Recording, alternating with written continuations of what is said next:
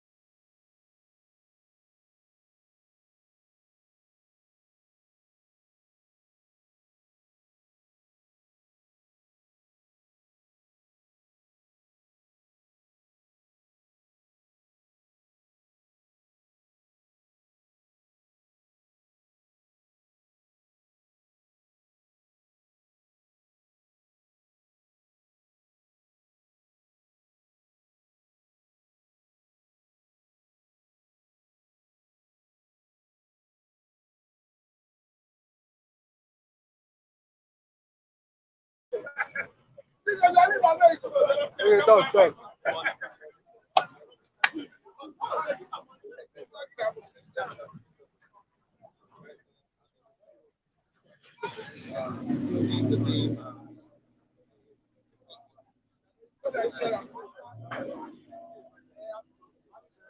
So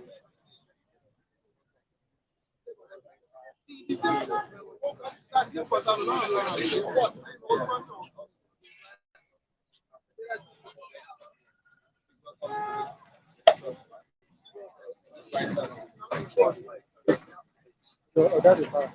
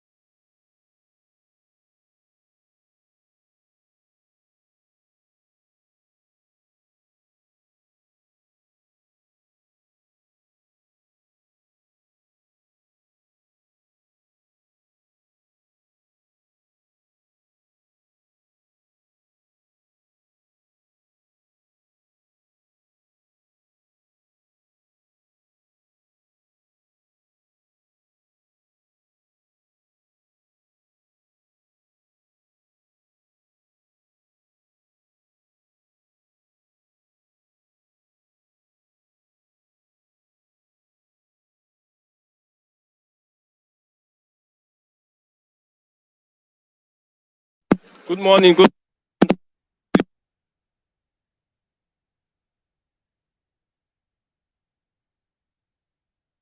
edition of Bystanders at the Newsstands. I'm Christian Chuku. Sorry for the delay this morning, but I'd just like you to have patience with us as we go straight to what we have for today. I am Christian Chuku on this other edition of the program. I want to say a big thank you to everyone that is watching, wherever you are watching from. Iyerioba, good morning. BN, good morning. John Okoli, good morning. Ezenwata Liverpool, good morning. Kemi Love from Los Angeles, good morning. See you, my brother. Monica Brown, good morning. Habiba Biodun Chinedu John, good morning, everyone. You're welcome to this wonderful edition of Bystanders at the Newsstands. As we speak, Nnamdi Kanu is expected to be in court this morning. There was a reschedule by the Federal High Court. It was supposed to be January, but now it's December.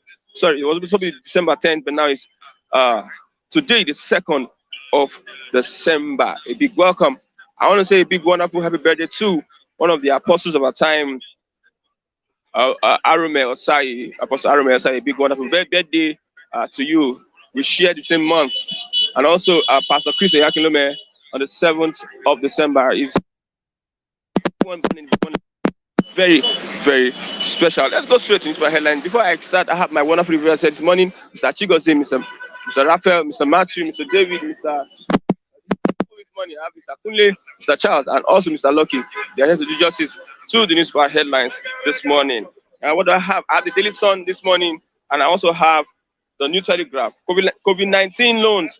Federal government moves to recover 600 billion naira. COVID-19 loans. Federal government moves to recover 600 billion naira. Okay. Reps to IGP. Remove illegal roadblocks. Remove illegal roadblocks. Court dismisses suit seeking Soludo's. Court dismisses suit seeking Soludo's disqualification as governor-elect. Kuka warns Nigerians against repeat of 2015 mistake on 2023 elections. Kuka warns Nigerians against repeat of 2015 mistake. Public interest will determine political solution on Nnamdi Kanu. That's from Malami. Public interest will determine political situation or for Nnamdi Kanu, because this morning Nnamdi Kanu is set to appear in court. We can see the lawyers are there waiting for him to arrange court this morning. And we expect from various reports that he might be released. That these are reports not yet confirmed. He might be released on bail. I don't know whether it's today or let's wait and see what happens. Also, Malami is saying that Lagos panel reports not conclusive on Lekki Toll Plaza incident. Lagos panel reports not conclusive on Lekki Toll Plaza incident. Bandits threat: nothing must happen to Christians in Zamfara State. Recall that the bandits have sent a letter to some Christian churches in Zamfara that they should close up and not carry out their services. But the Christian Association of Nigeria has told the federal government that nothing should happen to Christians in Zamfara State. Why I led Igbo leaders to Buhari, that is from Bazulike Amechi. 6 Southeast governors support to end insecurity. Governors declare war on Nkurumiri in the Southeast. Governors declare war on Nkurumiri in the Southeast. Cost moves forward. IPOB leaders hearing today. Court moves forward. IPOB leaders hearing today. Out of court settlement premature, not yet on table. Malami is saying that out of court settlement premature, not yet on table. Ohaneze to meet over leadership crisis in youth wing. Ohaneze to meet over leadership crisis in youth wing. Now COVID-19. Federal government confirms Omicron in Nigeria. Bars unvaccinated workers. Bars unvaccinated workers from the federal secretariat. Look at the picture. Civil servants at the federal secretariat Abuja are locked out for not presenting proof of COVID-19 vaccination yesterday. Okay, Nigeria not healthy, says Fayemi. Nigeria not healthy as Jega laments state of affairs. As Jega laments state of affairs. Okay, court dismisses suit seeking Soludo's disqualification as Anambra governor-elect. Court dismisses suit disqualification as Anambra governor-elect. 11 political parties contest outcome. of old. Okay, that's what we have for today. I have my review here this morning. Maybe 5 6 minutes. Let's just do a bit wrap up. Good morning, Mazi Chigozendibo. Yes, good morning, Christian and esteemed viewers. Mm. Uh, Merry Xmas in advance. Most of our not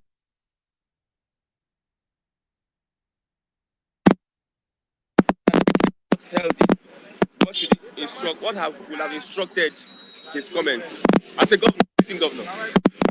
Well, of course, his position is not different from uh, the position of the majority of the public. What do you do to somebody that is sick, that is not healthy? There are some sickness that is uh, sped up as terminal and chronic disease, and probably when somebody is at terminal or chronic point, it means what you should be preparing. If it is somebody that owns property, you should or her will, and of course, call his children or beneficiaries, begin to tell them the secret. This is where my weight lies. In case of tomorrow, my people say Echi Dime. And by implication, of course, he is just saying that we have to put an end to this system that is sick. And this set of sickness, this sort of sickness is very infectious. And the more we, of course, live in denial, the more people get infested, more destinies are destroyed, more future and are being ruined. So it is high time not just saying that Nigeria is sick, Nigeria is dead. As far as I'm concerned, not just being sick, Nigeria is dead. In what aspect? What aspect? In all facets of our existence. Likewise, you understand that Nigeria is operations, and you see Nigerians are to fall back, and the economy is biting hard. You can see that there is no, in the power sector we don't have lights. It's let alone to talk of a stable light. So, and the in the area of the health system, because is in comatose. The industry, of course, are now moribund. So, what is left for a country that could not fend for its own people, a country that is so endowed with so many natural resources, yet its own people are impoverished, are subjected to abject poverty and the unbearable life. What is, of course, the life expectancy of an average Nigerian? In fact, it's very unfortunate. I don't want to go there. So Nigeria is dead, not just being sick. If Nigeria is dead, will we be here today? Of course, that is just a mere. You see, we are just moving about as a shadow, because the main content has left us. You see, the fabric of existence has been fast eroded. We are no longer one. You can see the level of disparity and dichotomy across ethnic nationalities, where, of course, everybody wants to, of course, every nation or ethnic nationality wants to move forward, because they understood that Nigeria is dead. That's why in Southwest, of course, people are calling for, down, calling for, because they can no longer identify with a dead system. So they need to move forward with their life and start a way forward for their people. So I think Fayemi should be dead but not sick. So what is left for us now is to dismember left over to the Mother Earth, while the spirit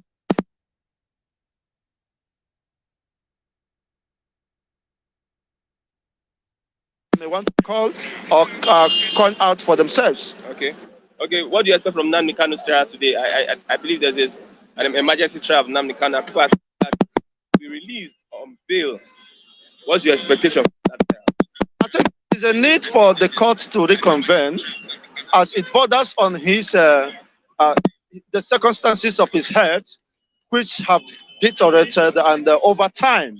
So he had not been given adequate attention, and he needed to consult his medical doctor, saying that he could no longer, of course, trust the medical system of course, the way he's been treated. So he applied for such a, of course, hearing or whatever. I think that is what prompted for that.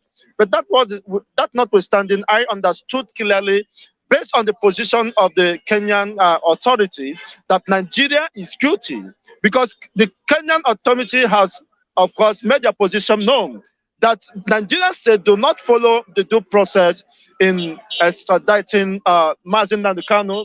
That by implication, by legal implication, means that Nigeria violated, of course, international laws, Okay. and which, of course, might lead to diplomatic and economic sanction imposed on the Nigerian state. Okay, thank you very much. It's very unfortunate. Thank you very much. Yeah. Do have a great day. Okay, thank you. Yeah, I want to. What do you expect from Nnamdi Kanu trial today? You can put your comments on what you expect from Nnamdi Kanu trial today. Henry Best will give you information later. Good morning, Mr. Matthew. Good morning, Mr. Christian. Okay, there is. Let's look at the rejection of the white paper. So, no, federal government now has said Lagos panel report not conclusive on Lekki Plaza incident. They are playing politics. They are playing politics. They accepted the white paper. They are saying that the panel report not conclusive. I said that in the first place, before the white paper, they have maintained a position through La Mohammed. But there are different people in the government. They have different. It seems they are confused. By virtue of the position of La Mohammed as the Minister of Information and Culture, he is the mouthpiece of the government. Okay. When he addressed the press conference, he addressed the press conference in his capacity as Minister of Information and Culture. At that point in time, did the government deny him that he was not representing the government? So to that extent, his position was the position of Nigerian government. Okay. Maintain a position Okay. which is uncivilized, Okay. which was not based on any empirical finding. So you already see a government that is biased, a government that is running away from the truth, a government that do not want the world to hold them to account. Because by our standard, if you allow that report of that play true, what it implies is you are already indicting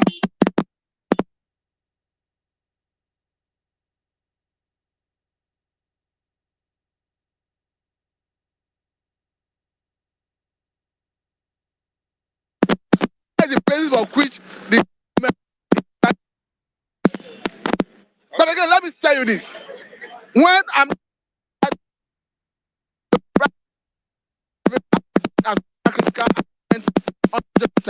there was no white paper from any panel of inquiry in Nigeria. To that extent, the world is already aware of the nefarious activities of Nigerian soldiers. You cannot deny the fact that even from at the level of denial of Lagos state government through that white paper, you cannot deny the fact that they have accepted that at least one person was killed at Lekki Tollgate. Going by the testimony of that forensic pathologist, Professor John Obafuwa. So you cannot deny that fact. Okay. So the world is already aware of the situation. Whether we like it or not, the world will be guided by information at their disposal. You have Amnesty International. Whether you like it or not, these are reputable international organizations that they take seriously.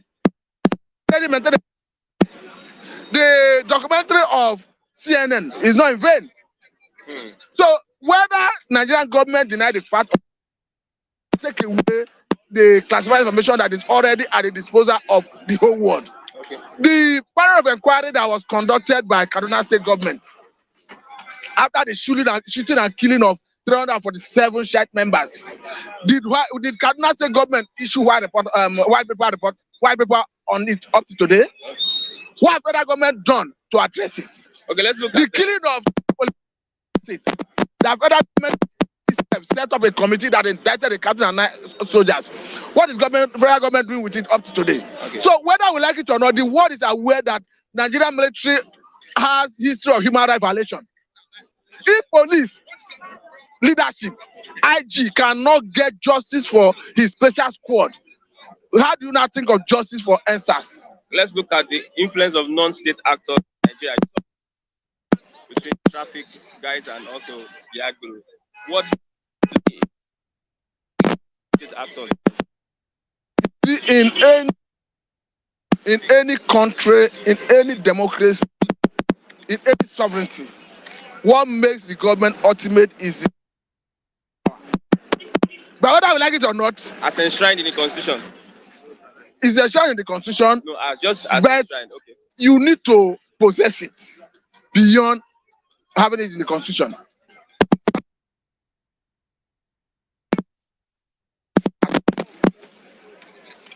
People will comply because of coercive power. That's the fact. In the north, bandits, like the government want to make us to believe that they are bandits, will serve notice to community. Hurriedly put the money together and give to them because they possess coercive power. What am I trying to say? I'm trying to tell you that the federal government of Nigeria is already shifting coercive power to non-state actors. So, the fourth most dangerous terrorist organization in the world. So they already possess coercive power. And these are people who have found their way into Nigerian territory, holding sway in villages,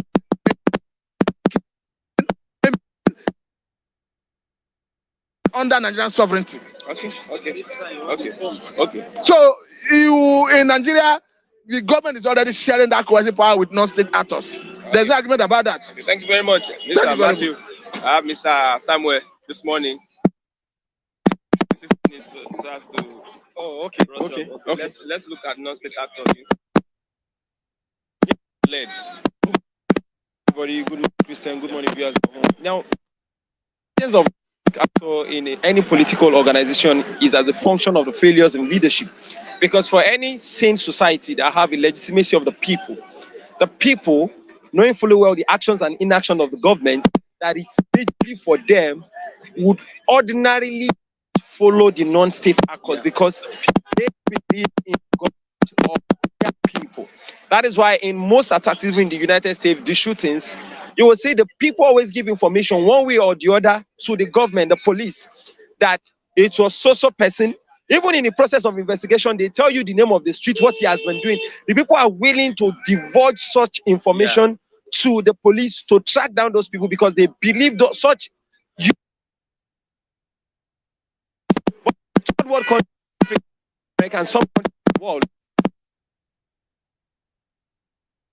have garnered more influence and trust that even the people believe that the non-state actors are fighting, are fighting for their interests than even the state government. How do you rationalize that in a society? Sunday Igboho can be probably termed as a felony or probably maybe a terrorist or Nnamdi Kanu. Then you in this same country they give Boko Haram bandits, they give them food, they give them money, and a pseudo cabinet member or probably an indirect or unofficial cabinet member, a person of Sheogumi, can negotiate on their. So the people from the other part of the country will look at it like, let me rather believe in Sunday Igboho or Nnamdi Kanu. And that is why you see the running around that leave him. This man has gotten the legitimacy of the people because Buhari cannot say anything and they will close Araida market or even Aba market. But even Nnamdi Kanu from prison is ruling. So it means that the government has sold out its rights and make no sense. More important, pleasure in the society. And me, I'm an emerging non-state actor that also play a critical role. Let's look at the legality and illegality of non-state actors. What? The two words. Yeah, the word legality is enshrined between the legal framework. So the constitution gives individuals to come out, gather followers, and also preach a notion that is within their constitution or within their belief and aspiration as a people. So within the constitution of the law, they are legal. So it is now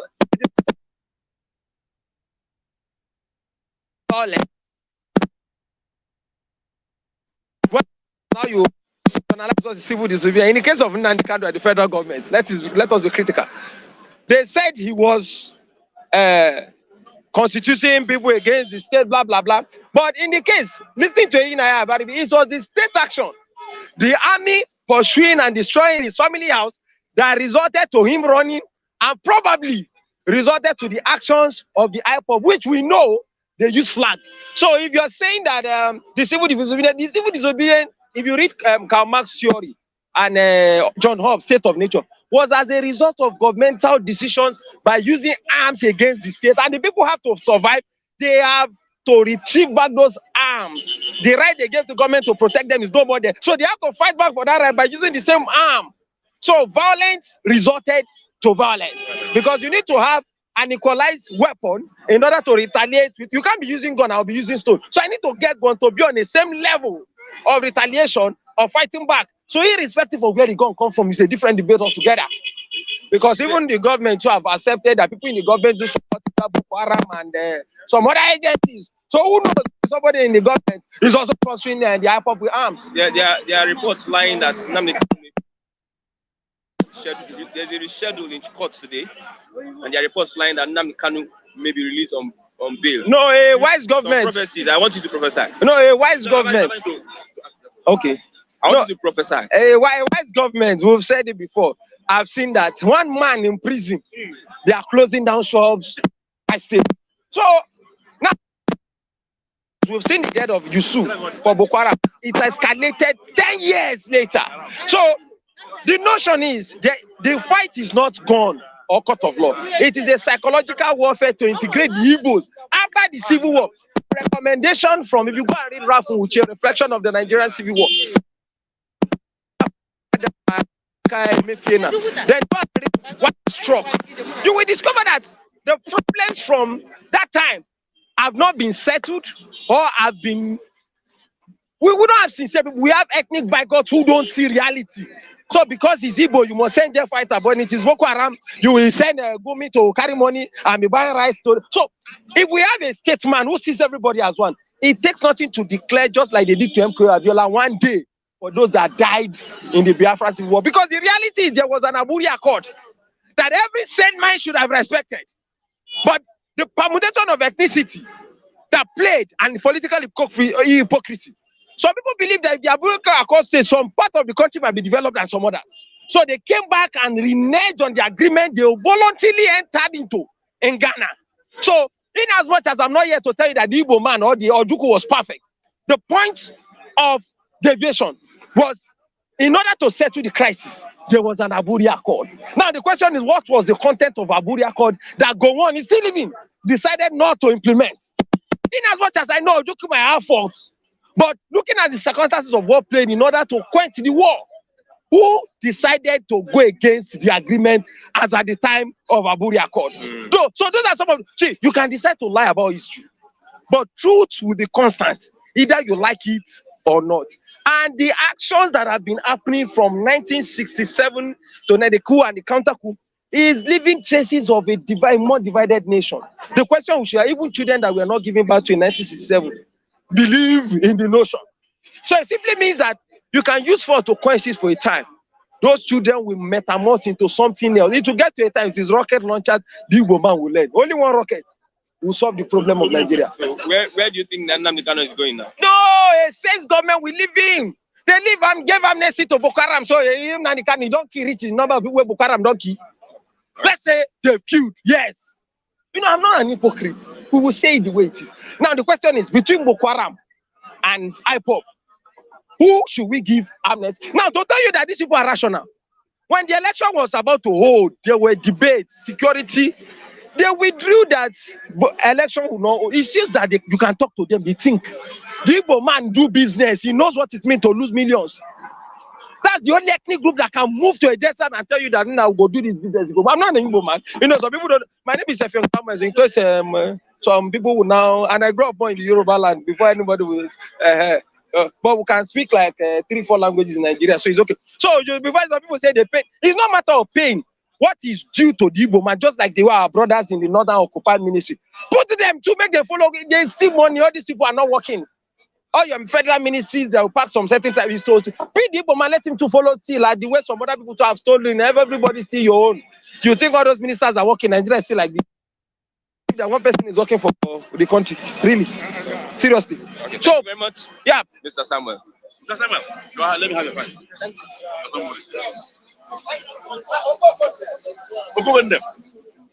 Mr. Charles, good morning. Good morning, Mr. Christian Chukwu. Keep it short and simple. KISS. That is KISS. Keep it short and simple. What do you expect from Nnamdi Kanu's trial today? Today, right? Well, I'm hoping and I'm expecting that should be fair and fair judgment What have you been hearing about the trial? You have not heard that? I've not heard anything, Okay. but I heard that he's going to court today, right? So, but my prayer is that they should, any judge that will handle his case, that the Almighty God will fish out the bad thing that is going to come out from that judge, for him to reveal the truth and believe that this young man has not done anything wrong to this country. He has not done anything wrong to the Federal Republic of Nigeria. For that reason, we are not saying temper justice with mercy. You can only temper justice with mercy when you have gone contrary to someone's. When you have gone contrary, You have offended somebody. you have offended somebody. This young man have not offended anybody. When you are talking about somebody that have offended everybody, even the so-called politicians, how many of them are offending the government? But still, you give them the siren, the escort that we're moving out with them. So they should please release this young man. The judge that will do whatever he want to do, he will surely, God is watching. So I pray that the judge that will handle this case, that should be fair judgment today. Okay, and nothing must happen. Example, you can't tell FD. You heard the story. Okay. I heard it. Well, thank God I was to be precise. I know the kind of the set of people they are. I know the kind of things they can do. But the truth of the matter is, thank God, Nigerian Christian Association of Nigerians are not coming in terms or in recognition that nothing must happen to any Christian in the north. I am not citing this not only Jigawa. There are so many Christians in Katsina. A place like we have in Katsina, a place like Sabua, a place like Funtua, Dute, all these places. We have so many Christians. The council should also do they should do their work, they should do their primary assignment. It's not only preaching the Bible. One of the watchword of you have as a Christian, as somebody who God has given you the sheep as in to take care of, you must make sure that nothing happens to them. Because, believe me, Somebody is saying that, Sinovia really is saying that politics and religion never mix together. yes, politics and religion never meet together. He is right. But in our own sect now, can we just forget about political aspects aside? We are talking about religion issue. But when you look at Nigerian sects, what do they normally do? Instead of bringing the difference between that political aspect, the religion aspect is being brought together and it comes to terms. But we are talking about religion issue. Nigeria are very soon, in the next 23 days, Nigeria will be celebrating Christmas. And nobody knows what is the plans of the northern people. What is the plans of the people in Katsina? What is the plans of people in Jigawa about what is going to happen to the Christians? This is the time whereby you keep on hearing that so church were burnt, so boats that Christians were used to, were using to travel to their various villages, were burnt to fire. So it's very, very simple.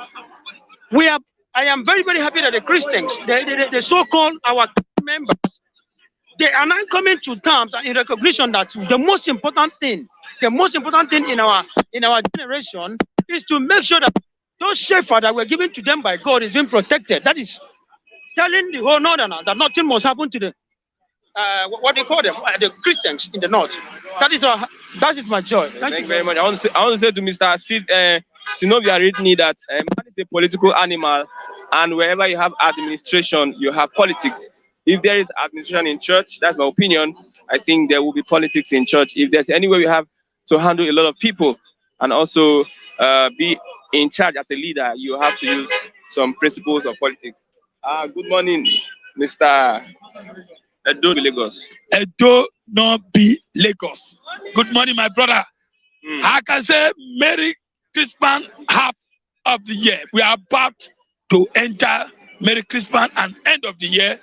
My brothers and sisters all over the world, Nigeria, I greet Onegbe Osonobare Power, my brothers.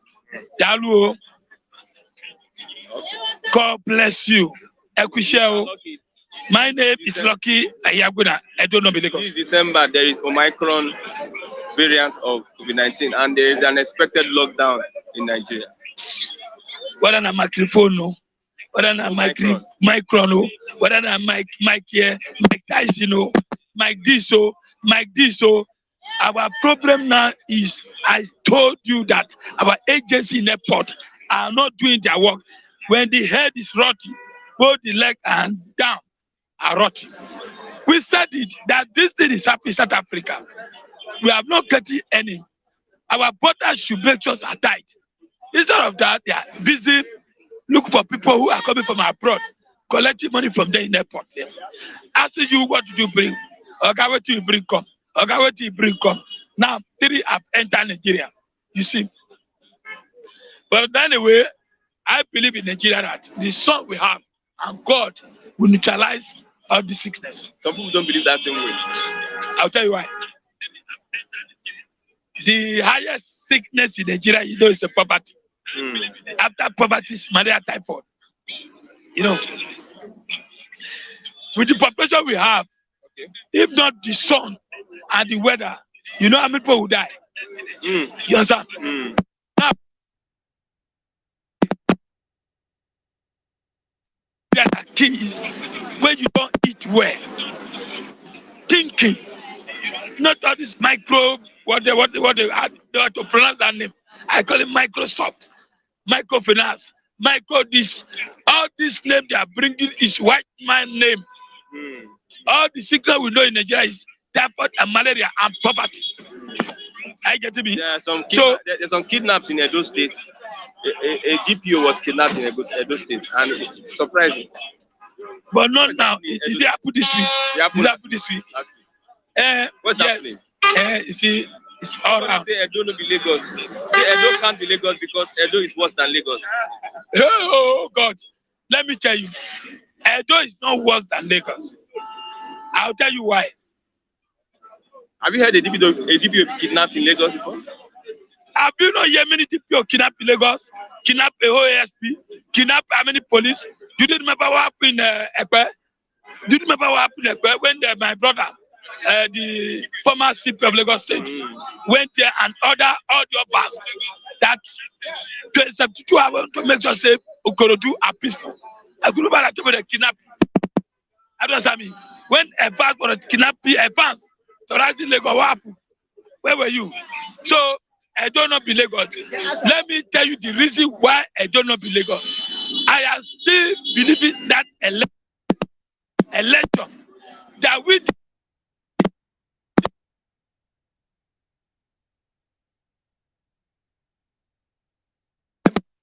to Edo State. About Tinubu? Yes, now. At the end, he came to the Aranji airport. We collected the money and we asked it to go back. I will vote our conscience. That's why I say I don't know. It cannot happen. Cannot happen in Osun. Cannot happen in Ogun. Cannot happen in Ondo. I stand by it. So, kidnapping DPO. You know those who are kidnapping DPO. Anybody can be kidnapped. Anybody can be kidnapped. If the Abuja they have seat of power, where the president is, where all the minister is, where the governor.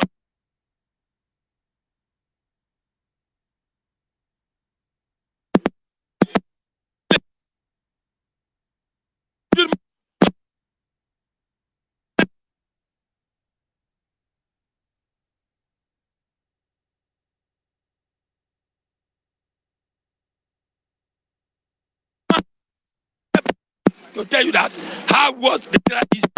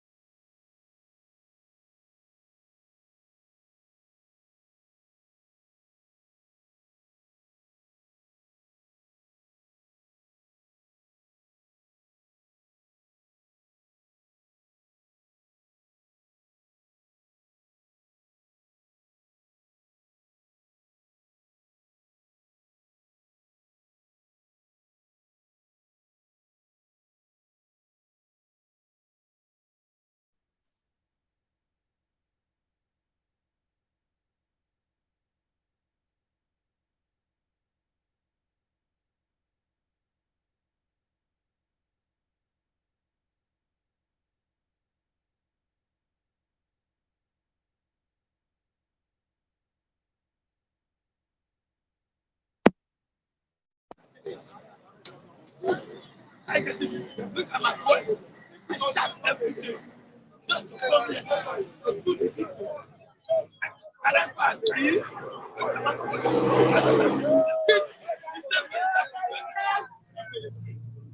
So, and again, what